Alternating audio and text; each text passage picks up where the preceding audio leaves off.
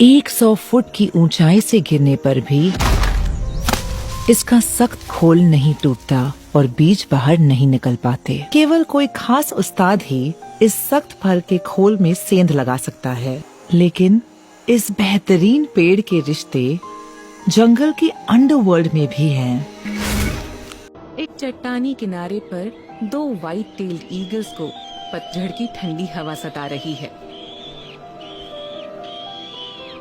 यहाँ मिलन को लेकर कोई झगड़ा नजर नहीं आता। ईगल्स जीवन भर के लिए जोड़ा बनाते हैं। हर साल ये बस कुछ एक बच्चों की ही परवरिश करते हैं। ये अपने आप में एक संघर्ष है, क्योंकि बच्चे रोजाना करीब 1 किलो मछली खा जाते हैं। व्हाइट टेल्ड ईगल दुनिया के सबसे डरावने शिकारियों में से एक हैं।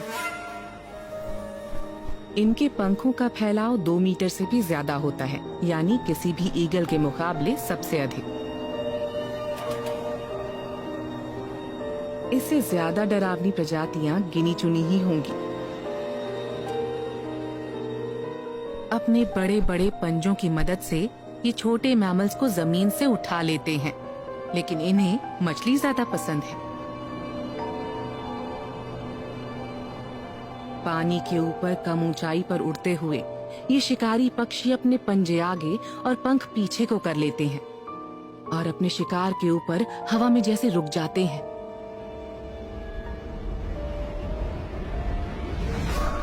ये हमला बहुत ही सटीक होता है।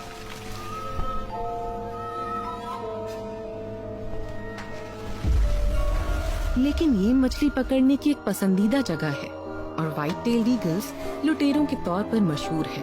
और ये तो दूसरों की लूट का माल भी अक्सर चुरा लेते हैं।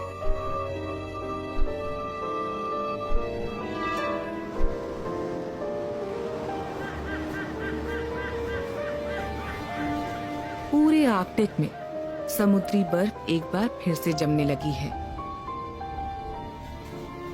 ऐसे में सी ईगल्स के लिए मछली पकड़ना ज्यादा मुश्किल हो जाता है। मुकाबला जबरदस्त है।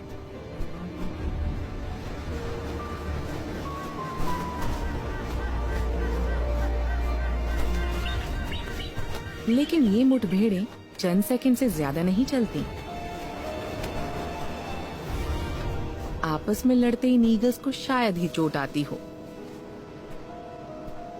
लेकिन समुद्र के जमते जाने से इन्हें जिंदा रहने के दूसरे तरीके ढूंढने होते हैं।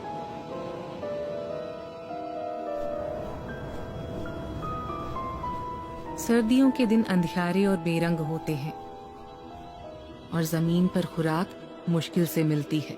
इन हालात की वजह से पूरे आर्कटिक में जीवों की जान जाती है, लेकिन ये ईगल्स के लिए एक दुर्लभ तोहफा भी मुहैया कराते हैं, क्योंकि मरे हुए जीव इन स्कैवेंजर्स के लिए खुराक बन जाते हैं।